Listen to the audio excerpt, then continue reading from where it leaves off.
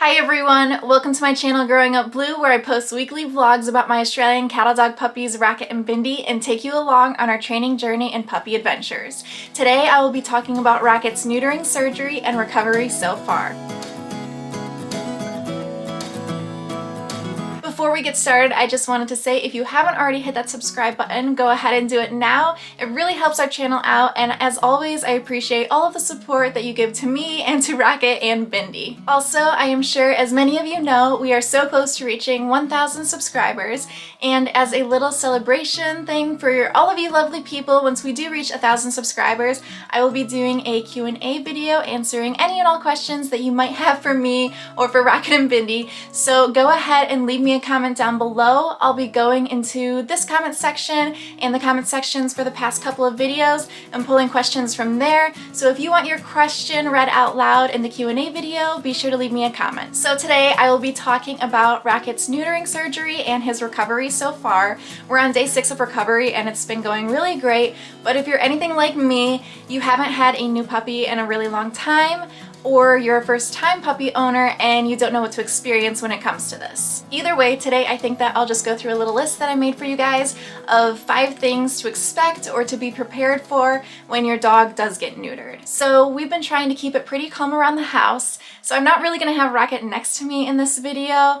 But what I am going to do is probably pop a little Rocket cam up here so you can see what Rocket has been up to, which is mostly just chilling and sleeping and occasionally being jealous that he can't play and Bindi is playing. So I'll just pop the little cam up here and you can watch him as I'm talking through these 5 things to expect with you guys. Also, a quick disclaimer before we get started. I am not a vet or a professional by any means. I am simply a lover of cattle dogs, and I just want to share more about the breed through my own experiences. So if you're thinking about getting your own Australian cattle dog, you'll know what to expect and see if the breed is right for you. Also, I know that it varies what people call this procedure. Some people call it desexing, some people call it fixing, but for this video, I'll be mostly referring to the procedure as neutering. So after a ton of research, which I do recommend that you guys do yourselves too, we decided to get Rocket neutered at just over 8 months old.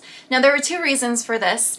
And the first one was that we wanted to get Rocket neutered before Bindi went into her first heat. We have not planned on, nor do we want any little puppies running around the house in addition to Rocket and Bindi.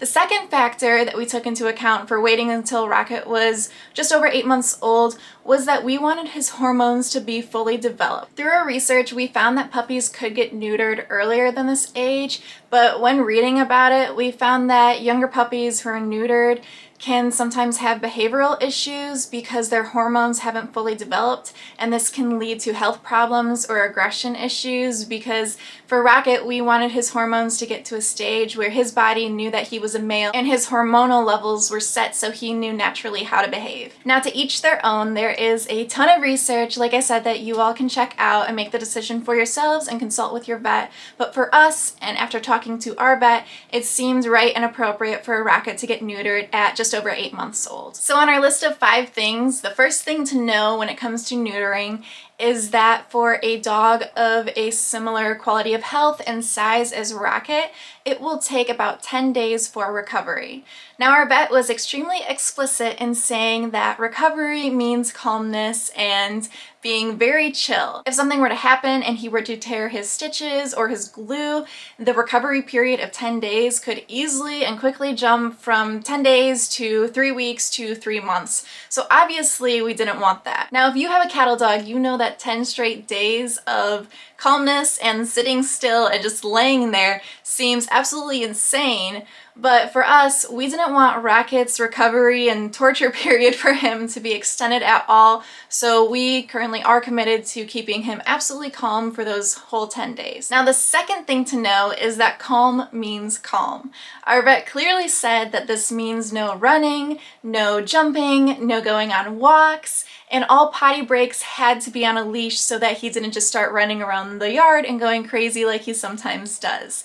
So if you've seen any of our previous videos with Rocket in them, you know that this sounds nearly impossible. So in addition to 3 days of pain medication, our vet also gave us 10 days of sedation medication. We learned that this is very common to give dogs after the procedure, and after reading on a lot of different healer Facebook groups, I heard from healer owners that you don't want to wait for this sedation medication. You just want to ask for it on the first day and give it to your dogs because you don't want to wait and risk them going crazy and hurting themselves. It just helps to keep them calm and put them in a tranquil and relaxing state. The third thing to note is that you are going to want to be prepared.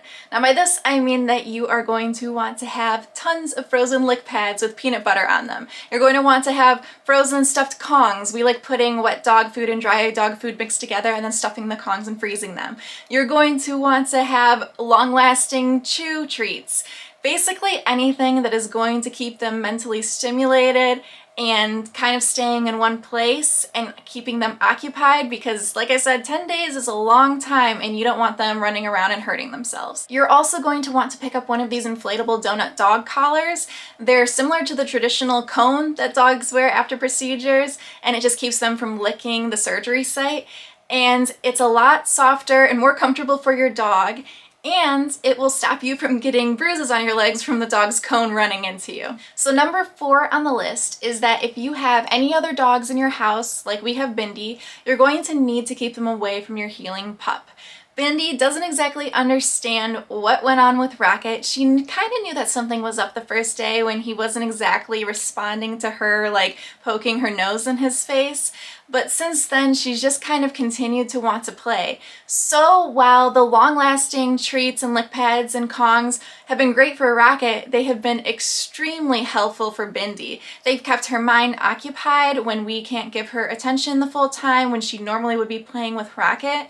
We've also been spending more time with her one-on-one.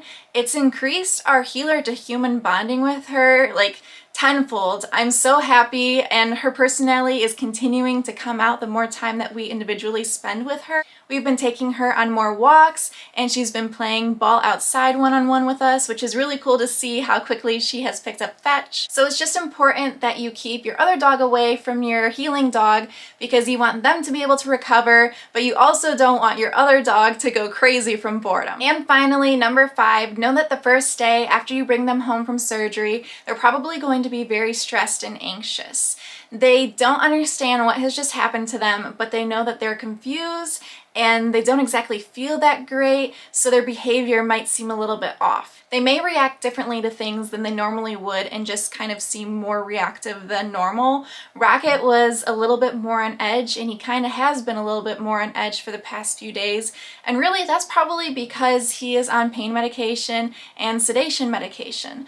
So I think that it's completely understandable that in his tranquil but maybe confused state and maybe a little bit of pain, he doesn't exactly know how to control his doggy emotions. Normally after a surgery, a vet will keep a dog as they slowly wake up and come to and just kind of get their bearings a little bit more for a couple hours after their surgery. But with Rocket, they called us quickly after he woke up because he was so stressed and anxious that he was actually having diarrhea. They called and kindly asked us to pick him up early and set us home with some food that would help his stomach. Normally he would have stayed at the vet for another 2 hours, but we picked him up just so he could be comfortable and recover at home in a place that he was comfortable and felt safe at. The first day after surgery for Rocket was really just a lot of couch cuddles, hugs, and just being by his people in his safe home. It is now day 6 of recovery, and Rocket is doing great. His surgery site looks great from what I can tell, and although I can tell that he's kind of sad or jealous that he doesn't get to go outside and play in the huge snowfall that we just had with Bindi,